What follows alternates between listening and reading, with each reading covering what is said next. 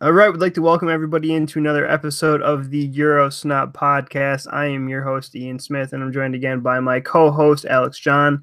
Alex, what's going on? Not too much, man. We've entered the doldrums, excuse me, of another international break, which always just sucks the life out of any any football fans' enthusiasm right as things get going. So, but things all good on the personal front. Certainly can't complain. And I know you're busy as always on your end with the little guy. Yeah, he's definitely keeping me busy, but it's totally worth it. You guys staying dry over there with the hurricane rolling through right now?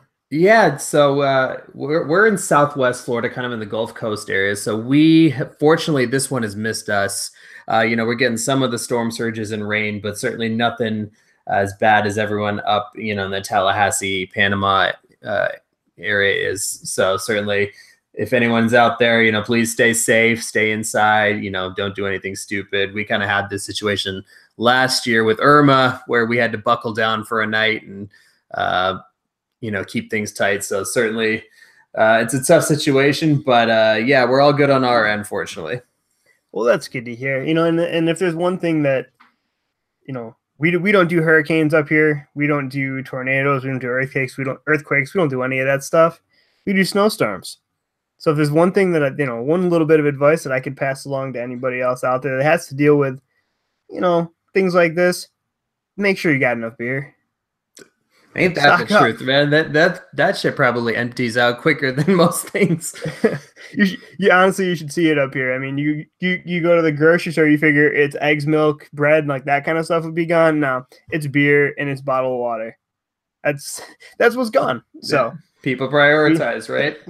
Absolutely. But yeah, man, that's one of the things. I guess we'll get to the subject matter on hand, right? You kind of said what you said there about the international break, how it kind of jumps in right in the middle of, when we finally get going. I mean, we're on is it a 9-game win streak now? Yeah, it's a 9-game win streak in all competitions. That's crazy. I mean, honestly, it's the quietest 9-game win streak that I think you could ever really have. It's gone completely under the radar, not only I think by the media, but I think a lot of Arsenal fans, if you're not paying really close attention, you might not realize that we've won 9 straight. I know I didn't when they said that we had won 8. It's funny. I think it's because you have the 3 different competitions, and so you almost look at each of those as their kind of individual entities. So, when we won the most recent Europa League game against Karabag, I was like, oh, okay, we're in a good run in the Europa League, won our first 2. And then I was like, oh, we won our Carabao Cup game, and hey, we've won a few games in the Premier League in a row. And then all of a sudden you're like, shit, it's been what, 2 months or a month and a half, something like that since we've lost a game. And you're absolutely right. It's kind of gone under the radar, and some media have still been dismissive of it, saying, oh, well, they haven't really beaten anyone, this and that. I mean, to that I say, you beat who's in front of you. A 9-win streak is good no matter who you're playing. And, just ask Manchester United how hard it is to win even 3 games in a row. So I just don't buy that. I think, and you can certainly attest to this, even, as an NFL fan, winning 3 or 4 games in a row is so difficult just because of the parity of the league and all the talent. So even applying that to the Premier League, you're still playing teams with great talent, individual playmakers and difference makers. So it's just 9 wins is impressive. I just don't think you can dismiss that. It's absolutely impressive. And I think for me, it's flown under the radar a bit just because we haven't played all that well. I mean, it's different kind of not playing that well. I mean, you go back a couple of years, I mean, the beginning of the year, we would always, probably about this same time of year, we'd go on a stretch of games where, quite frankly, we're lucky to win the games. And we're saying, hey, look, we're getting results, we're getting points. Maybe if we actually start playing well, we're going to keep getting these. I mean, go back to listen to any of our shows from October and November of the last 2 seasons, and I guarantee you we've been saying the same thing. I think it's a little bit different than that this time around, though, because yeah, we're not playing with, up until the Newcastle game, we haven't really played with that much flair, if you want to call it that. But we also haven't been getting played off the pitch and then getting lucky to win the game. It's a different Arsenal, that's for sure. We've taken a bit more of a pragmatic approach. You can tell that Emery's still trying to find the best tactics, trying to find the best formation, but it's also different in the sense that I think we're always going to see that from him. It's not like Arsene Wenger where we're always going to, once he finds the best lineup, he would throw it out there, the same formation week in, week out.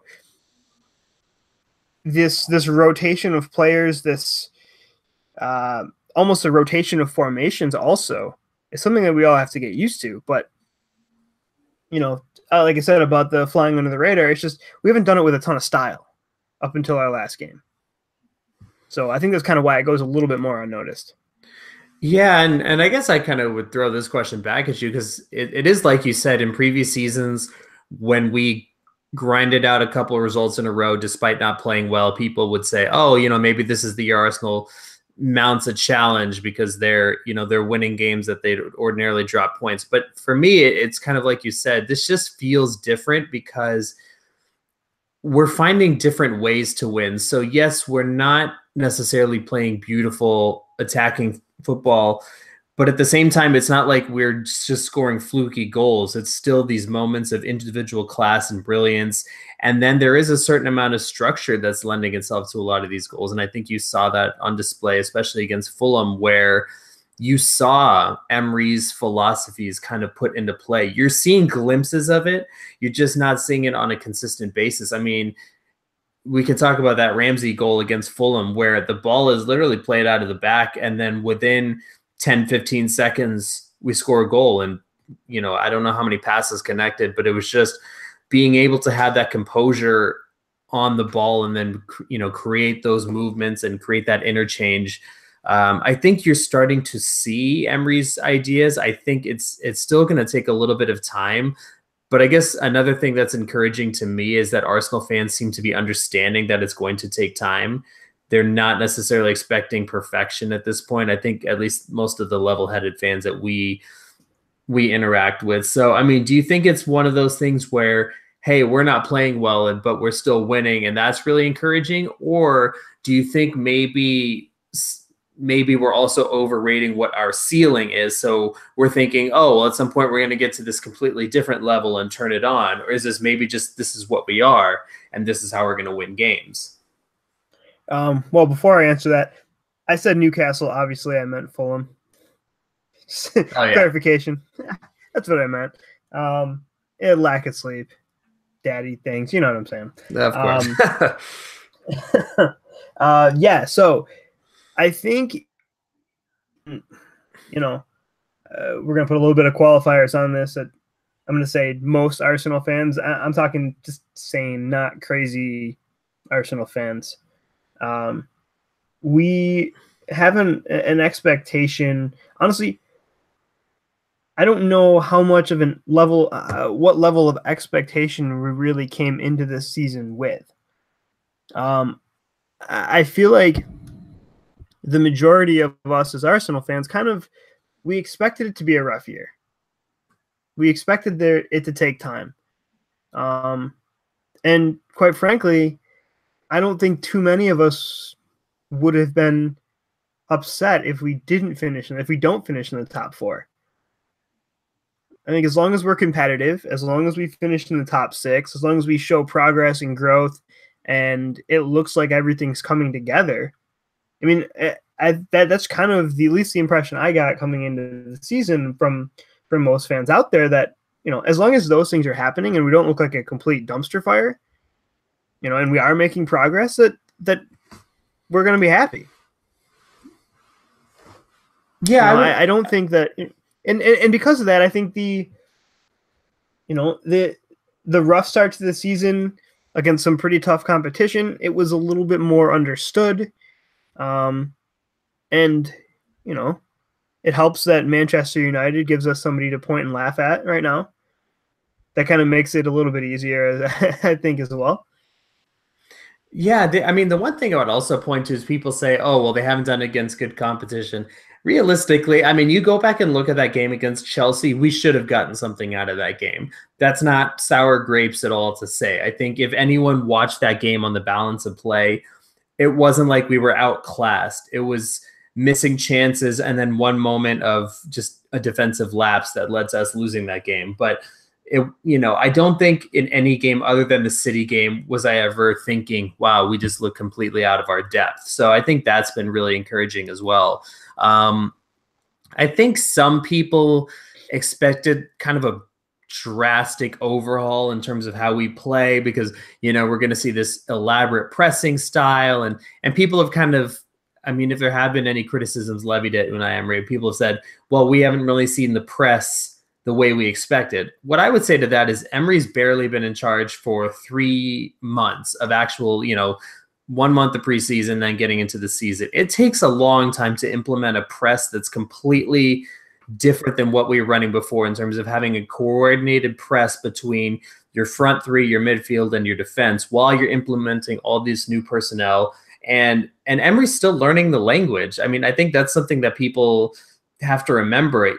He still speaks functional English at press conferences, and I applaud him for that. But I'm sure he's still frustrated that he can't fully articulate what it is he wants to say. So I think as he gets more comfortable with the language, as the players get more comfortable with him, I think that's only going to improve. And the other thing is I think the players almost needed to see results from the work they're putting in. It's very difficult to buy into a coach when he comes in and then your team struggles and doesn't win. It's hard to say, oh, well, what this guy's doing is working. But now that they're seeing kind of the fruits of their labors pay off, I think it's only going to drive them on and make them push forward. And I think you are going to see more signs of that structure that Emery's looking for. True. And not only does Emery have to adjust, the players have to adjust because by all accounts from players coming out, talking about it, it's a completely different setup. Everything's run differently. They're studying film. They're breaking down tactics of the other team. They're putting together game plans that are different game in and game out. And that's all new for these players being at Arsenal as well. I mean, they've done it, I'm sure, at times in their careers. But for somebody like Ramsey, he's never done that because Arsene Wenger's never done it with him. Mesut Ozil's been there for a long time now. It takes time for all of that stuff to kind of come together. And the fact that we've been able to kind of put together results, well, we're starting to see it come together. I mean, I don't want to say, I'm not going to say that the Fulham game was I'm not going to say that we have it, that everything is perfect and we're there and we have everything figured out. But I'm certainly encouraged by it.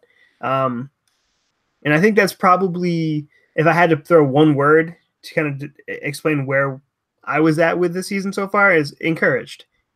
I mean, I don't know if you can sum it up in 1 or 2 words, but if you can, what would you say about it? I honestly think you hit the nail on the head. I think encouraged is the word because I think that with that word, you're acknowledging like, hey, we're not perfect, but you know what? We're making progress. I would absolutely go with encouraged. And I guess along those lines, I would ask you, where have you kind of seen the clearest signs of progress under Unai Emery, from a structural perspective, from a personnel perspective, individual players? I mean, where have you kind of seen the most improvement? And has any of that maybe caught you by surprise? For me, it's the back line. It took some time right off the bat. It was pretty shaky. And again, like I said, everything was going to take time. So that wasn't a surprise that was an issue early on. But the fact that I think we've tightened it up a little bit back there, we don't seem to be running around like we don't know what to do all the time anymore. I mean, we certainly still have our moments. Mustafi still forgets that he's supposed to be playing center back and not striker sometimes. I mean, yep. Bellerin still gets caught 60 yards up the pitch with no cover. I mean, and when I say defensively, I don't just mean the back line. I also mean, when's the last time, put it this way, the first few games of the season, we talked about it a lot, about how exposed Hector Bellerin was on the right side. How he wasn't getting any help. Have we really been able to say that the last few games? I mean, the last 5-6 games? I can't say it's certainly not to the same extent it was in the beginning of the season. So right there, that's a sign. There's certainly improvement there, whether it's Bellerin is being more disciplined about when he gets forward, whoever is in front of him is being more disciplined about getting back. I think Torreira plays a huge role in that since he's been starting more and more regularly. He can cover that space if somebody is caught forward. But I think defensively as a whole, we've really kind of started to put it together a little bit. And it's incredibly encouraging for me as well that since Rob Holding has had to step into the lineup there, I mean, he's looked great. He obviously still has his moments where you kind of, get a little bit nervous, but he's still young. He's still relatively inexperienced. So you're going to have those moments. But, for me, that's where I go. Yeah, I think from an improvement standpoint, the press, like I said before, it's still kind of in its infancy. I think you are starting to see them pick it up in terms of when you actually watch them, they're moving forward as a unit, or when they need to, they're moving back. I like that we seem to be learning from mistakes. I think, with our issues playing out of the back, at times, at least with Czech, it felt like we were trying to force that at all times, even when it wasn't necessarily the most beneficial thing. Now, this could be a personnel issue rather than a structural issue, but I feel like with Leno there, he picks and chooses his moments to do that, but he also hits a few balls over the top if he needs to, some of those long balls to mix it up. And I think that Emery's kind of learning how the league works and that, hey, you can't always play it this way. Sometimes playing that long ball or utilizing your attacking players in a different way is not the worst thing. I think your point about Bellerin's a really good one, because I did feel like you did at times early in the season. He was getting caught too far upfield with no cover, which wasn't necessarily his fault, because I felt like he was being asked to provide all the width on the right side. But like you said, now that he's got a natural covering player in Torreira, and also maybe just more instruction to the attacking players to cover those spaces when Bellerin pushes forward, or not to have both fullbacks pushing forward at the same time necessarily. I think sometimes you're now seeing that understanding where if Monreal is the one who has a license to get forward, then Bellerin doesn't necessarily get caught, too far upfield. And so I like that we seem to be learning from mistakes. And you don't seem to see the same mistakes repeated twice. I think that the Holding analysis was a good one, because I think even in the games he's started, he's shown more composure than Mustafi. And to the extent that I would love to see a Holding Socrates partnership and see how that works moving forward. I think we've only seen it once or twice. I think they might complement each other a little bit better. I think Mustafi still, to be fair, he was good against Fulham, but he still just has moments where it's kind of, you're clutching your chest ready to pass out because you just think he's going to do something completely brain dead. I mean, that granted, that could be something living off of, his reputation, but I don't think that's necessarily the case, because I look at a guy like Alex Iwobi, who in my opinion has been the most improved player in the squad. I don't think you can look at any other player and see as much of a turnaround in terms of confidence, in terms of being put in the right positions as well.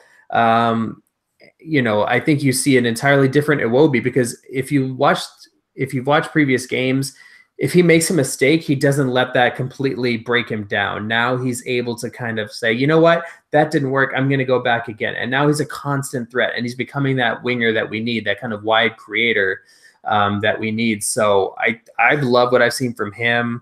I think Bellerin's awareness in the attacking third has really improved, where he's looking for that cutback now. He's not just kind of hitting and hoping that someone attacks across. He's looking to pick someone out. So I think I see improvement more from individuals that are just getting more coaching than I think they used to. I don't want to throw Arsene Wenger under the bus, because I think that's really easy to do and say, oh, well, Wenger didn't coach this and that. It's not that he didn't coach, but I think some players just kind of needed a fresh voice, to maybe shed some light on things that they didn't realize before. I think there's a word you used in that whole sequence there. You said structure. Structure does a couple of different things. Not only does it make you more difficult to break down, but it also gives you more confidence as a player when you're going forward and defending. The thing about structure is you know where you're going to have help. And you may not be necessarily thinking, "Oh, I'm going to take this ball wide because I know I have help." But if you know that there's going to be players in certain areas, you can be more aggressive. Iwobi can afford to make a mistake and lose the ball trying to attack, because there's structure in place to recover from that and prevent us getting caught on a break. Because now we know you've got Torreira and Xhaka, that are going to be in defensive, in more defensive positions. They're going to be in spots to break up counterattacks. It allows you to do so much more when you know where other players are going to be, because you can be more aggressive. You can take more chances in certain areas of the field because it's not going to kill you. And I think that's huge. I think like you said, I think that's a huge part of why we're seeing an increased, at least I don't know that the players are more confident than they used to be, but it certainly seems that way. We're getting more of a confident vibe from players on the pitch. And I entirely put that down to there just being more structure in the side. And when you talk about structure, I would throw this question out to you. What has your thought been? I know it's kind of early days, but the Xhaka Torreira midfield, in terms of the structural balance it provides, and just in terms of what you think the strengths are of each player and how those strengths and their weaknesses to whatever extent kind of work together. Well, I'll be honest, it was a little bit different this last game, the game against Fulham, because we really did set out in a straight 4-4-2. It was surprising that that's what we did, but that's really what it was.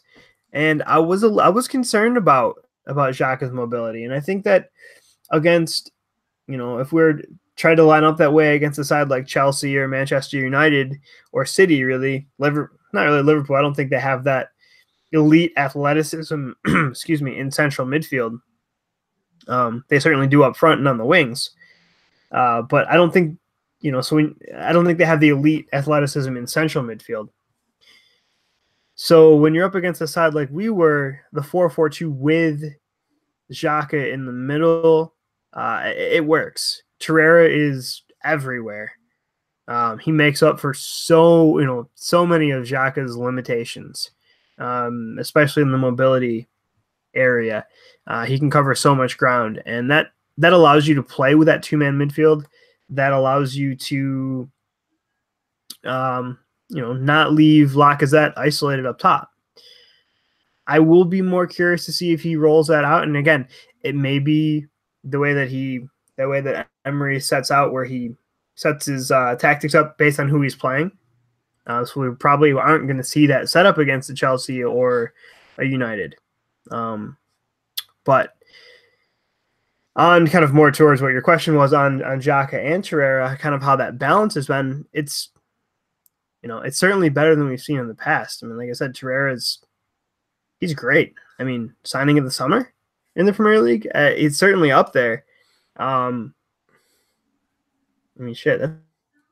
Yeah, think about it. You're getting exceptional. You're getting him for installments. You're not even paying $30 million up front. You're getting him for, I think it's going to be paid over 2 or 3 years, like £10 million. £10 million installments. I think it was a bargain. And kind of the thing that I noticed about that midfield is that, Xhaka, it has alleviated the burden of Xhaka, receiving the ball deep, having no one anywhere near him, having to dictate play while at the same time trying to make sure that he stays defensively sound. I think now that you have the security of a very mobile midfielder who can also pass, by the way, Torreira is a good passer. I mean, I rewatched some of the Fulham game, and he really hit some nice forward passes into tight spaces.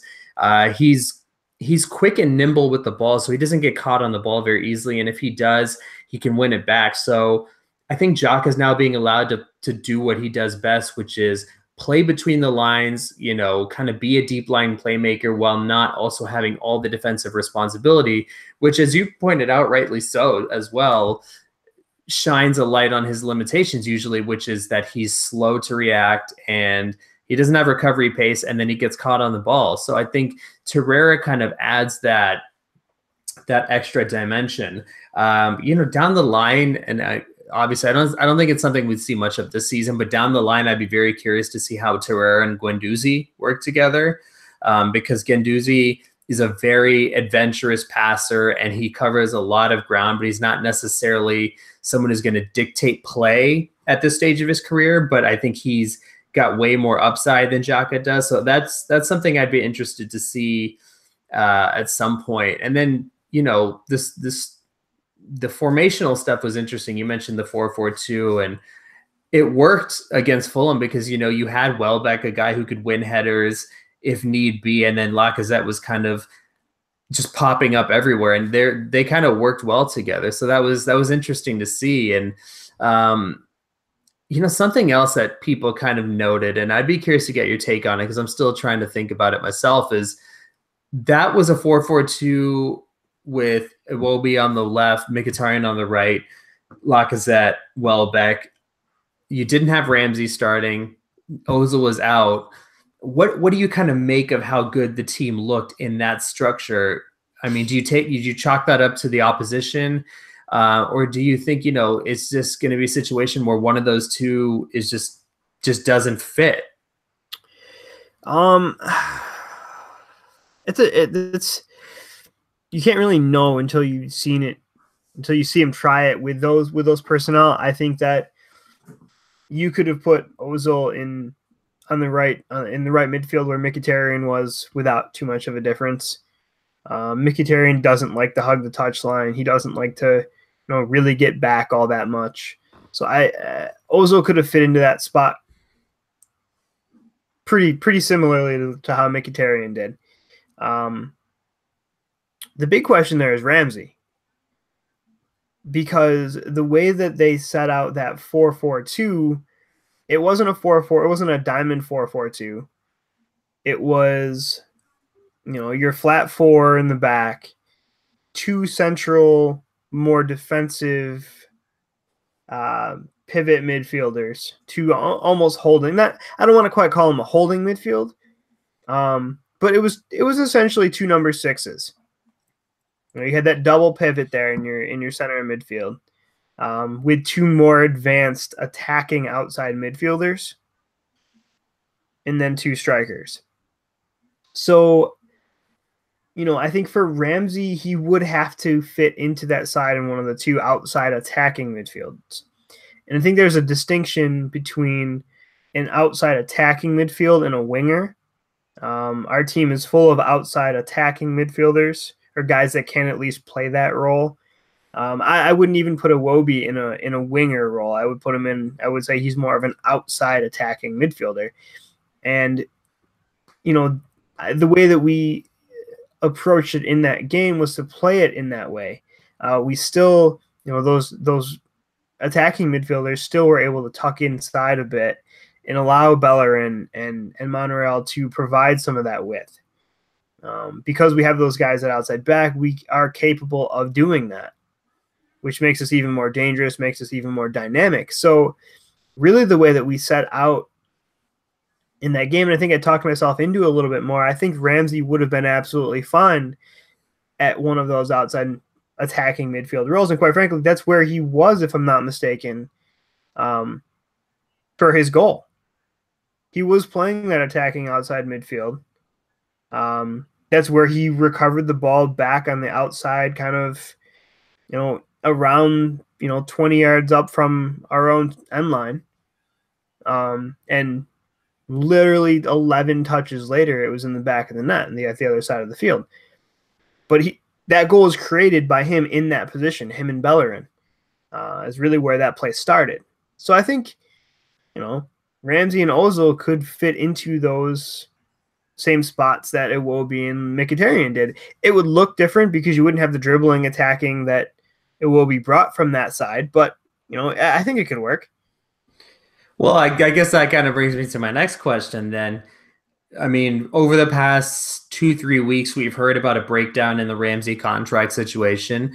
From all accounts, talks have kind of broken down. From what the reliable reporters are saying, they're saying there was a deal in principle agreed. It didn't get signed, and then something happened. And obviously what we say is speculation as to what happened. I think it could be any number of things. It could be that Ivan Gazidis came to these terms, and then Raul Sanllehi said, "No, we're not paying him this much. We don't want to further damage our wage structure." Emery might have just said, "Look, if we can get some money for him, I have enough attacking players to kind of fill that void."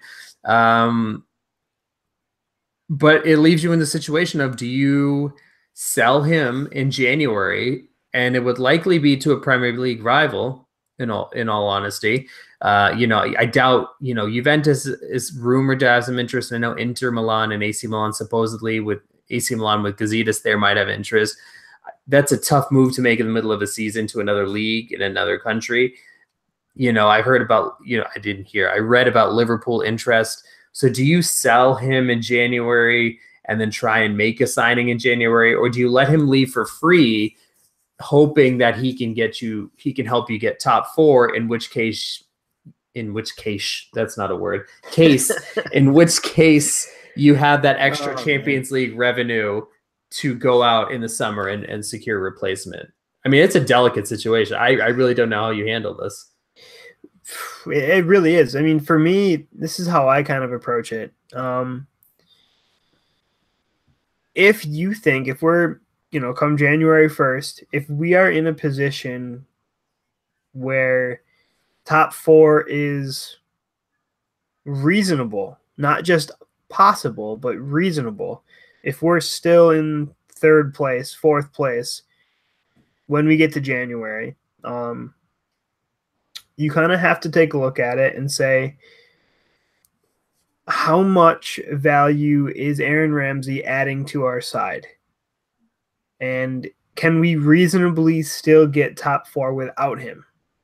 The point you made about top four, using that to attract talent, I think that it's a little bit overblown, quite frankly, because of the price range that we're generally going to be shopping in. We're not shopping for that $70 to $100 million player, £1 million player, where they're not going to go play in the Europa League. We're shopping more in that 30 to 50 million pound range, where, Torreira certainly didn't have a problem not playing Champions League. When Aubameyang joined, you knew that we weren't getting Champions League when he joined.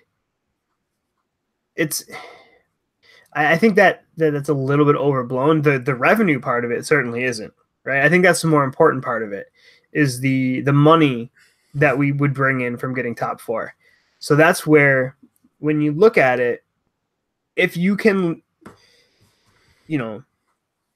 look at your side and say, yes, there is a really good chance that, based on what Aaron Ramsey has contributed to this point in time in the season, that we can get top four without him, then you sell him in January.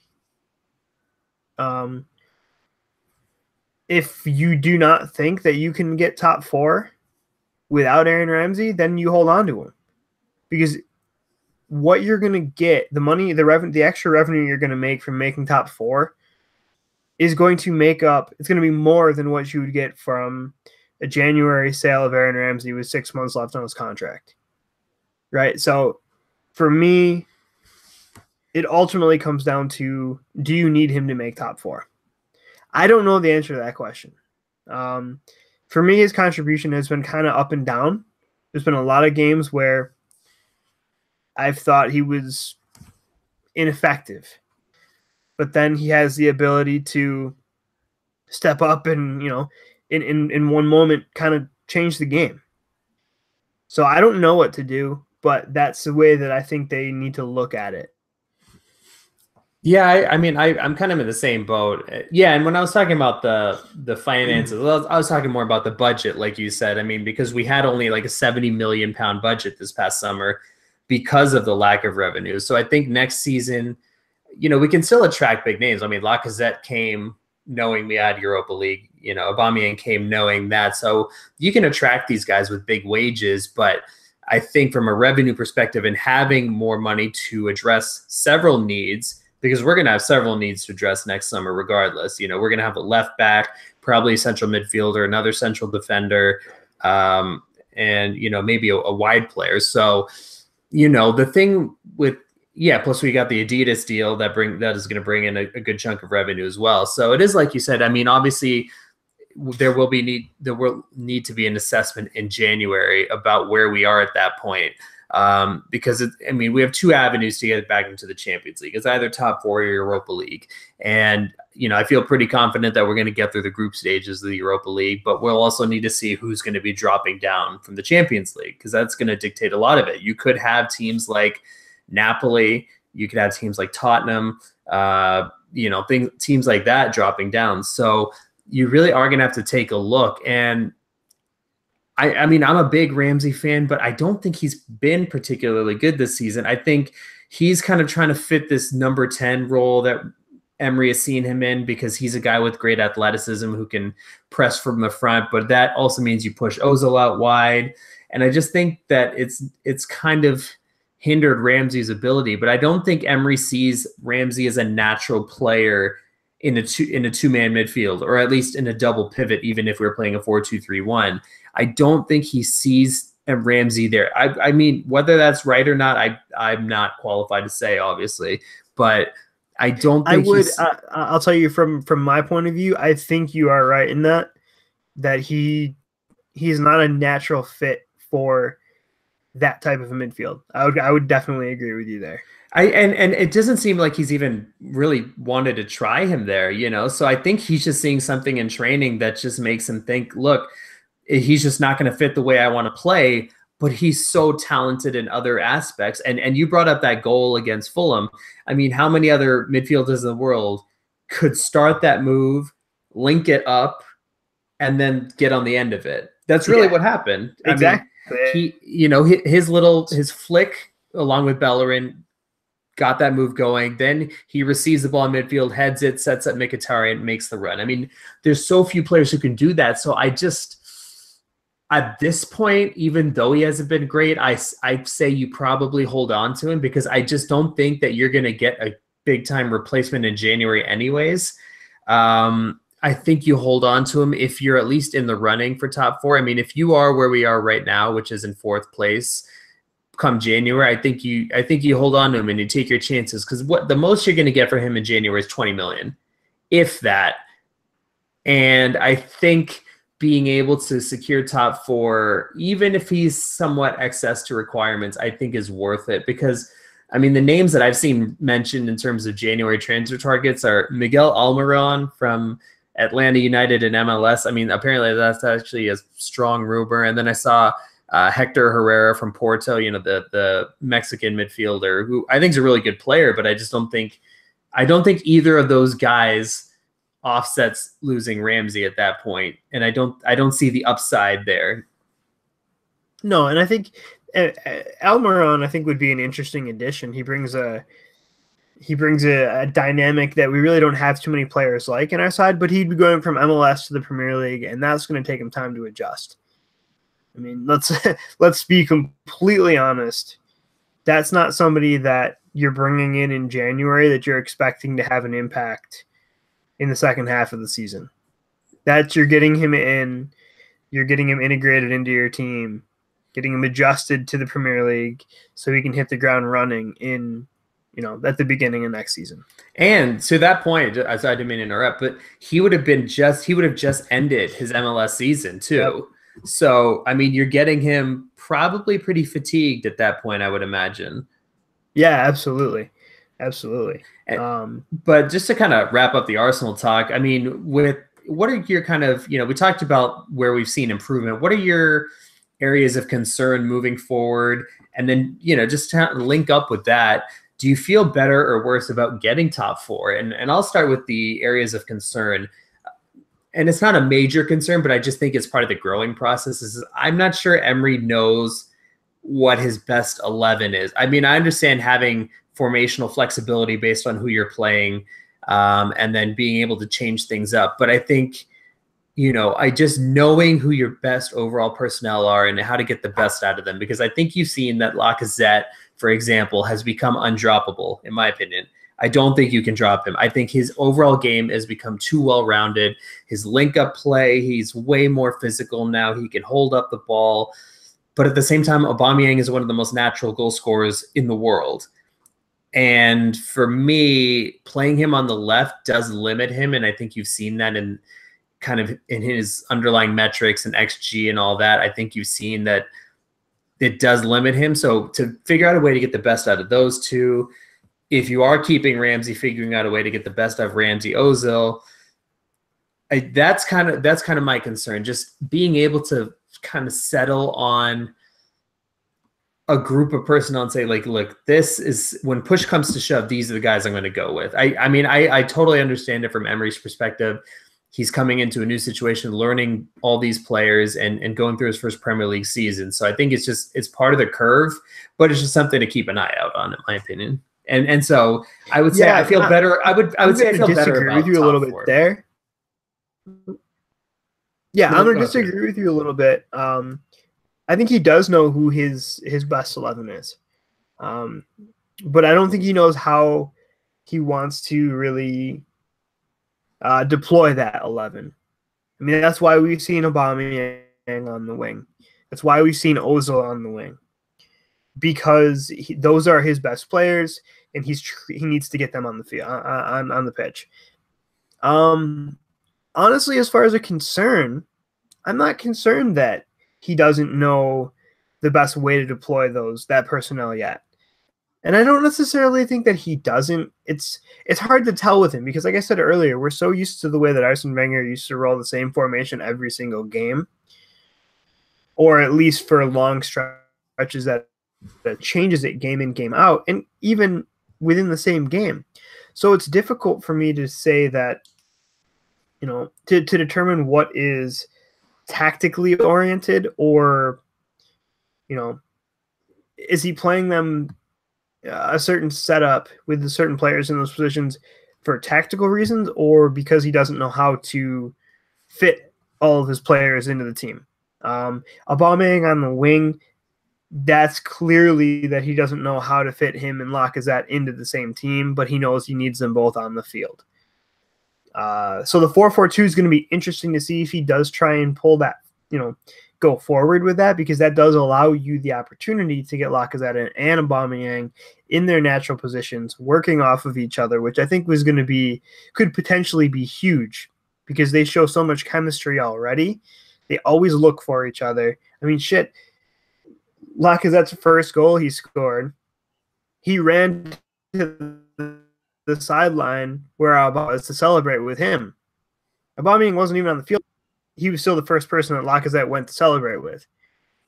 So there's a chemistry there between the two of them. So getting them together into into that area of the pitch, I think is going to be huge. And am I concerned that, we haven't seen everything come together yet? No, not at all.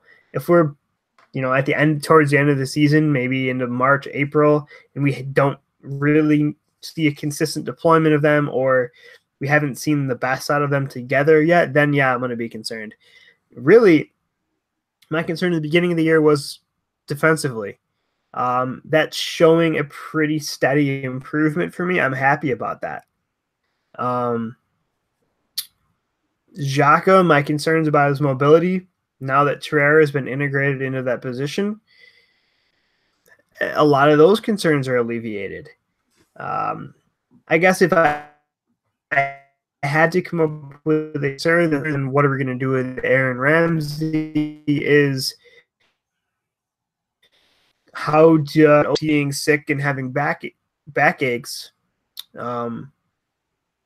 how does he end up getting integrated into this team on a regular basis? So if there was an area of concern for me, that's probably it, is Mesut Ozil, and how do we get him into this side, and how do we get the best out of him? Because we haven't seen that yet. So would you say you feel better or worse about top four? Just, I mean, 2 months into the season, seeing where things have kind of unfolded. Exponentially better. I say, yeah, I would agree with that. I think for all the questions there are about Arsenal, and there are some fair ones, having seen United and the way they've capitulated to some extent, I think Spurs are starting to show some of the lack of depth that they have. I think Chelsea, City, Liverpool are probably your top three in some order. Although I do think if Chelsea were to lose Hazard for any extended period, or heck, the way Real Madrid are going, they might spend 200 million in January. And if they come calling with 100 million, 150 million for Hazard, that's going to be really tough to turn down, even if Chelsea can reinvest it.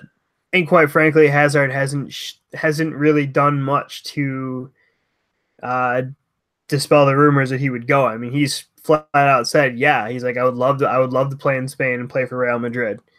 Yeah, he hasn't said he definitely wants to go. He's kind of hedging himself a little bit, saying that, oh yeah, I love it at Chelsea. I don't know that I want to go, blah blah blah. But no, if Madrid came calling, he'd be out of there in a heartbeat. Yeah, Hazard's kind of like a girl who's got a steady boyfriend, and the steady boyfriend's a real nice guy, but like secretly she'll like tell her friends like, oh man, if this other guy would ask me out, then I'd really love to see what things are like with him. I mean, that's a really strange analogy, but that's just the one that popped in my head.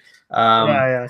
Just basically like he's never made shy that he's open to exploring his possibilities. But I would say I do feel better. I think this next stretch of games is really interesting because I tweeted this out. After the international break, there's a stretch of games where we have a game like every 3 days. So we come back, we have like a game against Leicester on a Monday, then we have a Europa League game on a Thursday, then we have a Premier League game on a Sunday, and then a Carabao Cup game on a Wednesday or Thursday or something like that.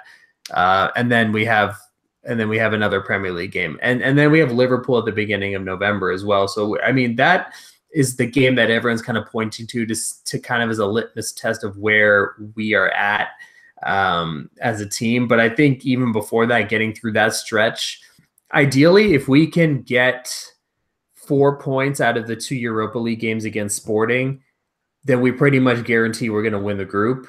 And then I think in those last 2 games, you don't even need to use any first team players. I think you use the young guys. And I think having that extra rest, even for squad guys, is going to be very important, because I think once that winter period comes around, it's kind of a shit show. You have to be in a position where you can rotate guys in and out, because if you drop points during that period, you can kind of fall apart pretty quickly. So, it'll be interesting to see what happens there.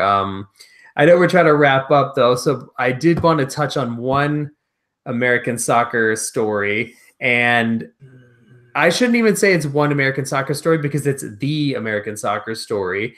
For those who don't know, again, we're recording this on October 10th. It is a year to the day that the U.S. men's national team failed to qualify for the World Cup by losing 2-1 at Trinidad and Tobago. That it doesn't feel like a year to me. Before I kind of get into some of my thoughts, I'm curious to get your perspective as someone like me who's grown up an American soccer fan, having this year to reflect. What are your thoughts on where the program is, personnel, the structure, just everything really? I mean, have we shown that we've learned anything over the past year? No. We haven't learned a damn thing.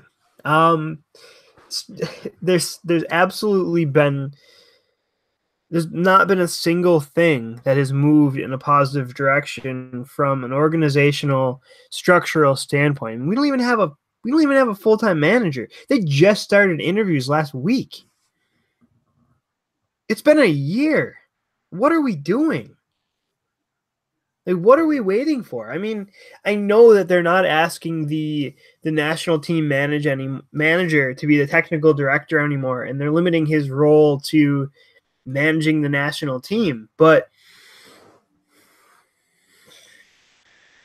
we're at the beginning of a new cycle. We need to start instilling the way that we're going to play with the players that we're going to be counting on for the next 4 years. You know, the encouraging thing is, quite frankly, the players that we're going to be counting on over the next 4 years. All of those players are in Europe. Well, the majority of those players are in Europe. I mean, Weston McKennie is doing good things. Obviously, Pulisic is doing good things. Tim Weah is, getting better and better. And by all accounts, out of PSG, he's going to be a hell of a player. Josh Sargent is scoring goals like crazy for Werder Bremen too. Tyler Adams is making strides still over here. I don't think he's going to be here for long. There's a lot of really promising U.S. talent, but the problem is we still don't have a direction as a national team or a national program for that matter. The issue, you have to set your direction from the top and then trickle that down through the rest of your program. What's our direction? Where are we going? What are we trying to do as a national program? It's been a year, and I don't think anybody has any idea. And for all I can tell is we're just looking to keep it status quo. And I would be willing to bet money on it that our next national team manager, is somebody out of MLS. I mean, there's been, excuse me, there's been no names even linked with this job. I haven't seen anybody. I saw something on Twitter the other day that was pretty funny, is that the U.S. was waiting until December when Jose Mourinho was going to get fired so he could bring him in as our national team manager. Like, I saw that the other day, and I thought it was really funny. But that would be giving the U.S. program way too much credit for being able to foresee that to happen. Yeah, that would require us to have a plan. Right, and I don't think we do. We are no better off today than we were a year ago. First of all, I agree 100% with every single word of that. And I think you took a lot of the words right out of my mouth. I think for me, when we didn't qualify, there was a small part of me that said, maybe this will trigger the change we need, And then let's refresh what's happened since then. So we had a presidential election in which the vice president of the administration that oversaw our failure to qualify became the president. Meanwhile, the candidates who actually represented change and spoke about change were ridiculed, were mocked, were demeaned by U.S. soccer media. And I'm talking about Eric Winalda and Hope Solo primarily. And they were constantly chastised. You had guys in the Athletes Council like Stu Holden, who's become a complete sellout, talk about how Carlos Cordero represented the best of U.S. soccer and he was the right guy.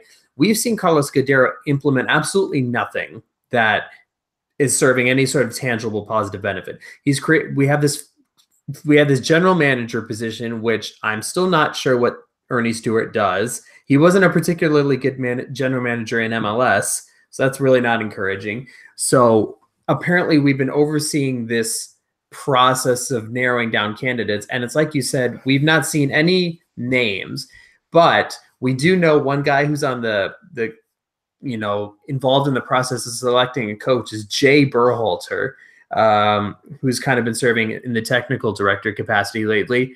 Quite conveniently, his brother Greg is head coach of the Columbus Crew and one of the names rumored to be a favorite. And if people were putting money on it, I would probably put most of my money on Greg Berhalter. So if U.S. soccer was trying to dispel this notion that it's not a status quo and that they're willing to implement new ideas, implementing the brother of someone involved in the selection process is probably not the way to go. So that means it's probably the way they're going to go. It is, and there is no identifying characteristic of U.S. soccer, and that's one of the things that kind of sticks with me is, Ernie Stewart talked about, oh, well, when you put on the American shirt, you've got to have that American spirit and this and that. Like, that means nothing. That's literally nothing. Every single person who puts on a national team jersey should show spirit. There's nothing unique about the American spirit. You know what I mean? That's not a thing. You shouldn't say, well, our players might not be technically very good, but they've sure got that American spirit. That needs to be the baseline criteria, having that level of commitment. So to say, oh, well, we just want our players to embrace what it is to be an American and the American spirit is garbage. Now, it is like you said, there are some very encouraging signs with the personnel. Absolutely. I think you have your potential midfield for the future in Pulisic, McKennie, and Adams. I think once those guys are healthy, we may never see them healthy together at the rate things are going. And to your point, I think Tyler Adams is rumored to be going to Leipzig in January. I think that'd be a fantastic move for him. He'd be reunited with Jesse Marsch. And I think, and you and I have talked about this before, Germany really seems to be the league of choice for young American players. You'll have John Brooks there. You'll have Pulisic. You'll have McKennie. You have a few guys coming through at Schalke. And then you do have guys like Cameron Carter-Vickers, who looks promising. Matt Miazga getting game time in France. Yedlin, I'm not going to call him a young player anymore. He's in his mid-20s.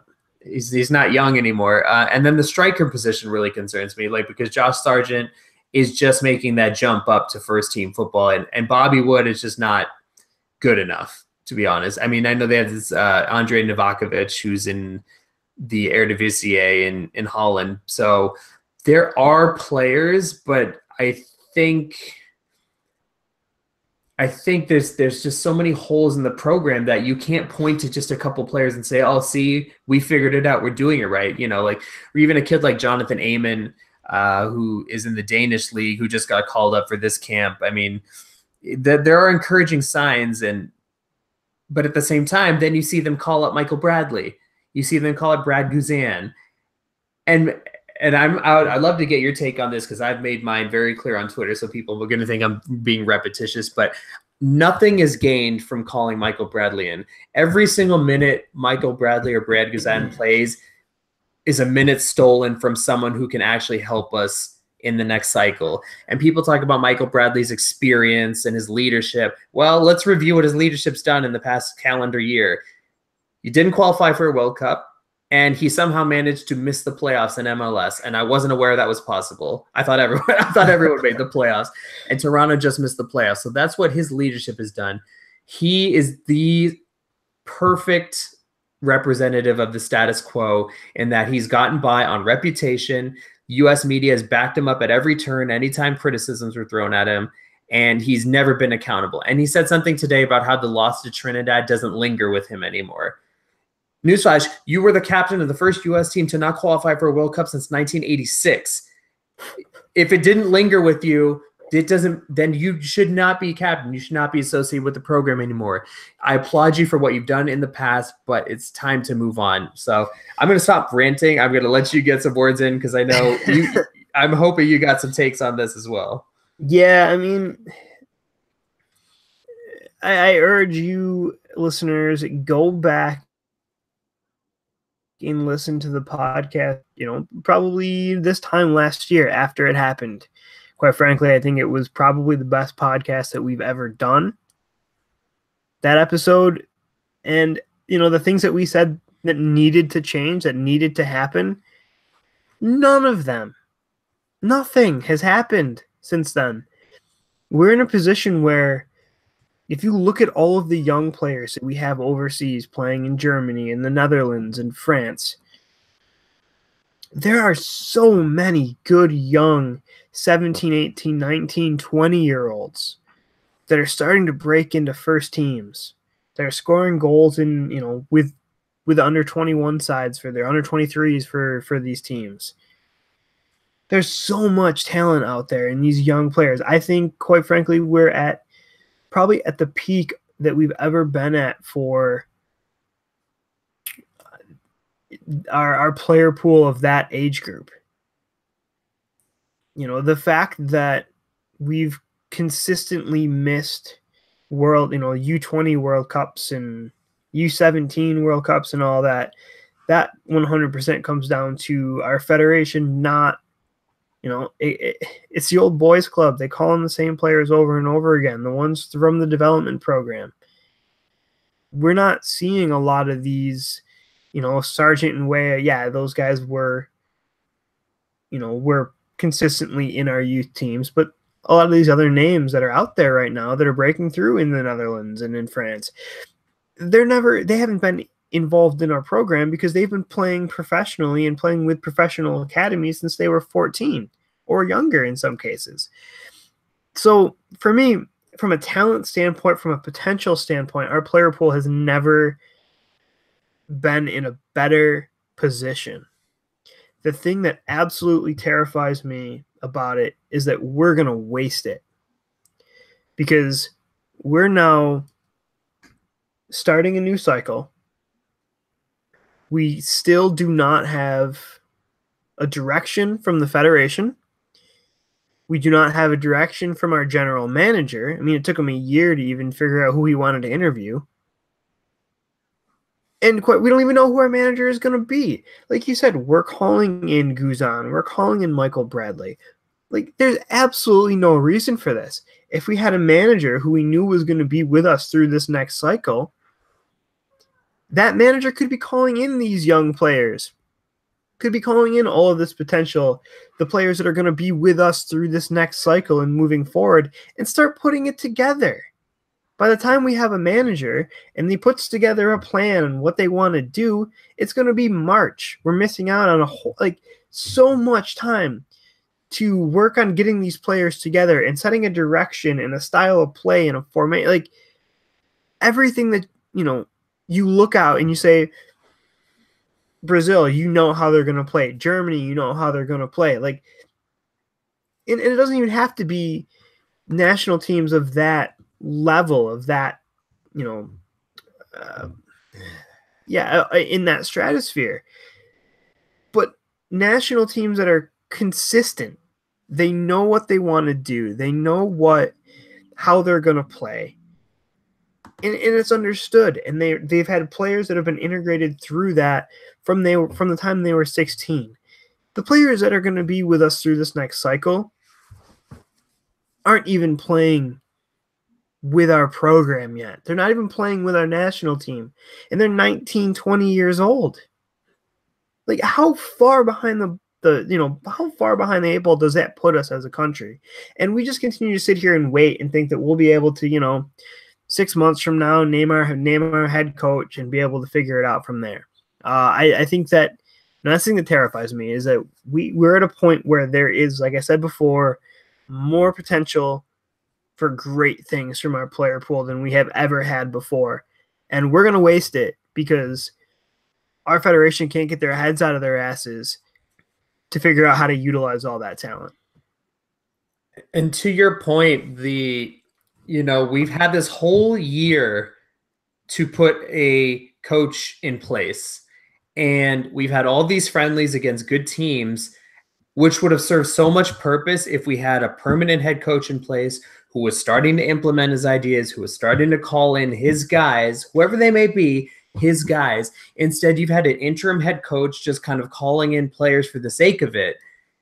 So yes, it's great that these guys get experience in the national team setting, but you need to be building your core. And this has basically been a year wasted in U.S. soccer, in my opinion, in that, yes, again, you called in these young guys and you gave them a chance. That's great. But they're not going to be playing for Dave Sarakin next year. The manager they have next year is going to have completely different ideas. So why not start that process as soon as possible? This process should have started in December of last year.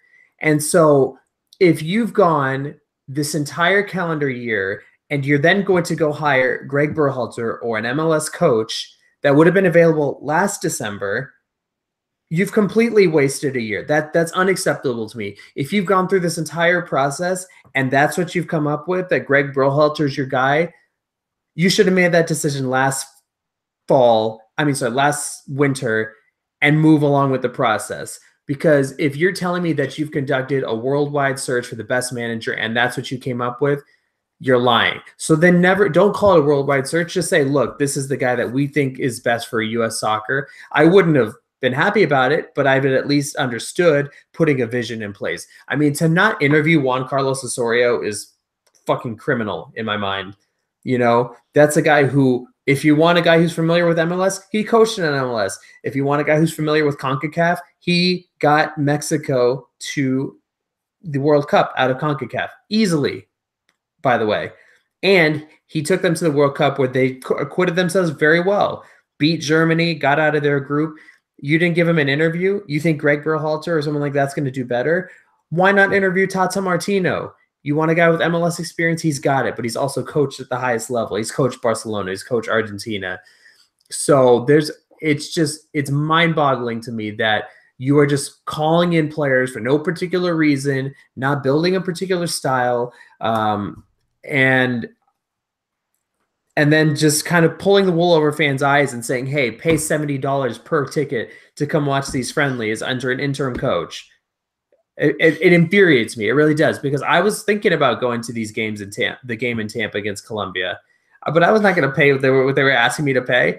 Are you kidding me? You can go see Michael Bradley and Brad Guzan? Yeah, as soon as I saw those call-ups, I knew, all right, well, Bradley's probably going to start. Pulisic's not there. McKennie's not there. Adams not there. I'm not paying for this. I'm not paying $70, $75 to sit in the back of the stadium to see absolutely nothing except Bradley passing backwards to Guzan.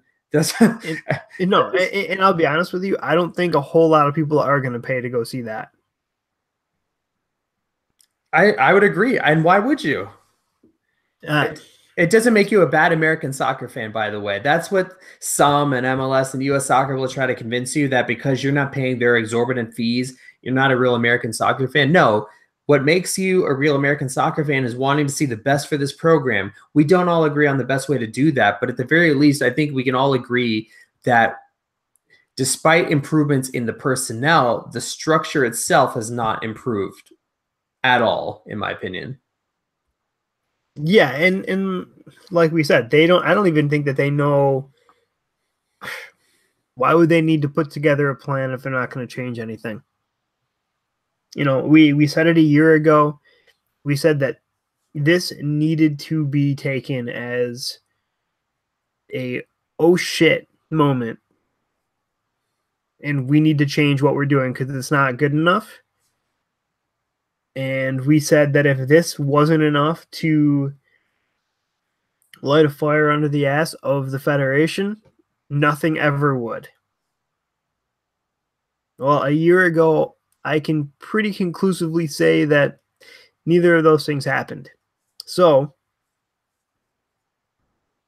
I mean, it is what it is, right? Like, the fact that, you know, we're here in this position still, this is where we're always going to be. We're never going to, I mean, sure, maybe 30 years from now, something will change and we'll see the U.S. become a national, you know, an international powerhouse. No. Maybe by the time my kid's my age, or by the time my 4.5-month-old kid has kids, maybe then will the U.S. national team, you know, maybe they'll be on the level of Germany, England. Maybe. But we're never going to see it at the point in time when we're going to be able to really enjoy it and celebrate it like we've wanted to celebrate it. It's not going to happen, because this generation, this incredibly talented generation that we have coming through, is just going to get wasted. So now you got to start looking at your next generation, because we're not going to have it where it needs to be for the next 2 World Cups. That's 8 years. You know, so you're looking 12 years down the road. when we have a new status quo president elected 8 years from now? It's, we said it. And again, like I said, go back and listen to that podcast. We said all this stuff a year ago. And it didn't light a fire under their ass. It didn't cause them to change a goddamn thing. And if that didn't change it, well, there you go. I mean, what more do what more can you expect from him? You said it, Michael Bradley just came out and said, oh, it doesn't linger with him anymore.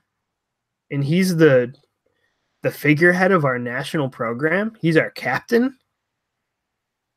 Jesus Christ, that should fucking linger with him for the rest of his life.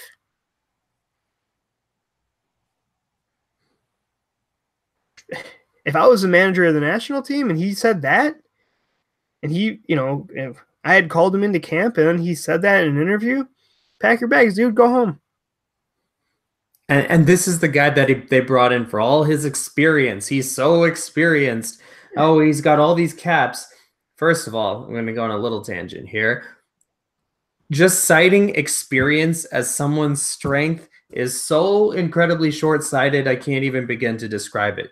Doing something at a mediocre level for a long time doesn't make you well-equipped to instruct others on how to do things. I honestly, if I'm Weston McKennie and one of the last things I did was score the winner in a Champions League group game, and I came into camp and Michael Bradley tries to tell me what to do, I'm telling him to fuck off. I mean, honestly, experience only counts for something when it's coupled with quality. If you've consistently been performing at the highest level for a long time, absolutely, I value your experience. And that's why I look at a guy like Petr Cech. I'm just going back to Arsenal for a second. Yes, he's not my favorite goalkeeper just because he's not what he was. But what he was one of the best goalkeepers in the world for a very long period of time. So you know what? Bernd Leno learning something from him absolutely serves a purpose. But for the U.S., Tyler Adams and Weston McKennie, this idea that, they're going to benefit so much from having Michael Bradley around. Why? Why is that the case? What are they going to learn from Michael Bradley? Hey, when things get tough, come back to MLS. And hey, if your team undergoes a massive failure, don't worry, people will forget about it and it won't bother you a year later.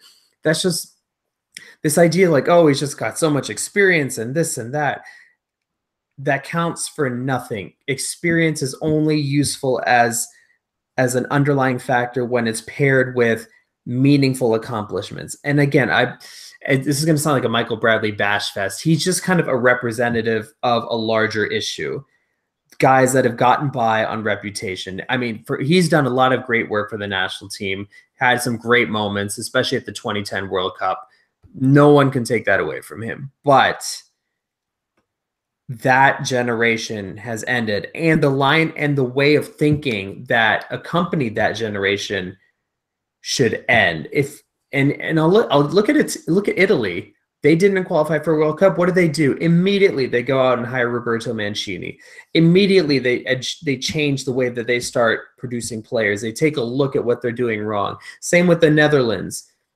You bet your ass the Netherlands and Italy will not fail to qualify for the next World Cup.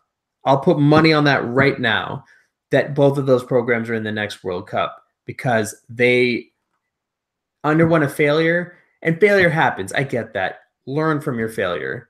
It's just common sense. I mean, I'm getting heated on this. I'm going to let you wrap this up because I was getting heated. Yeah, we're going to wrap this here because, we could go for another couple hours on this specifically. My final thing is right now we just have to hope that group of players that I talked about, really led by Pulisic and McKennie and Tyler Adams, that, like I said, Josh Sargent, Tim Weah, like that nucleus of players, that they are the ones that pull the national program forward, right? They're the ones that say, nope, we're going to put you guys on our backs because we're not going to do the same shit that the generation before us just did.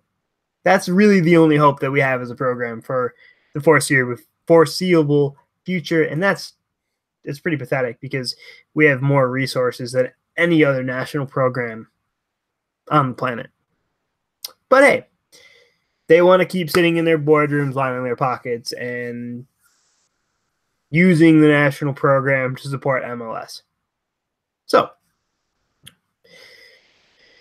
before we just keep rambling and ranting for forever,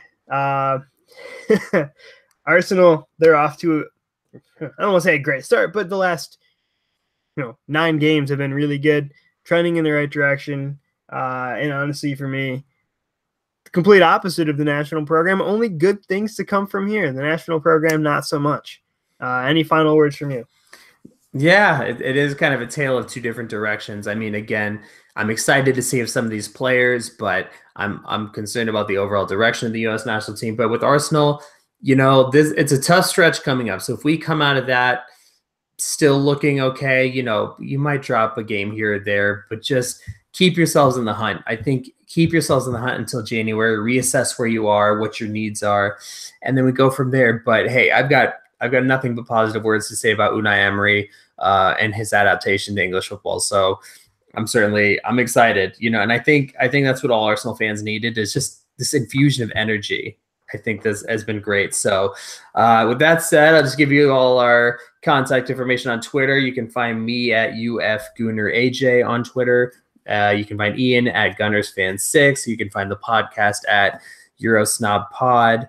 Facebook.com/EurosnobPod. You can find us on iTunes. Subscribe, leave a review, pass us along to your friends. I know it's been a little while since we've been on. It's this kind of time of year is always kind of busy, but we'll certainly try to get on as the fixtures come pretty fast over the next several weeks, and hopefully we've got good news to talk about. So with that said, Ian, thanks for jumping on with me. Appreciate it. And any last words for the listeners? No, I'm just glad I can make it work and we get back on and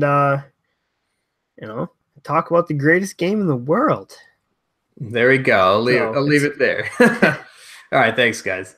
All right, take care. Talk to you soon.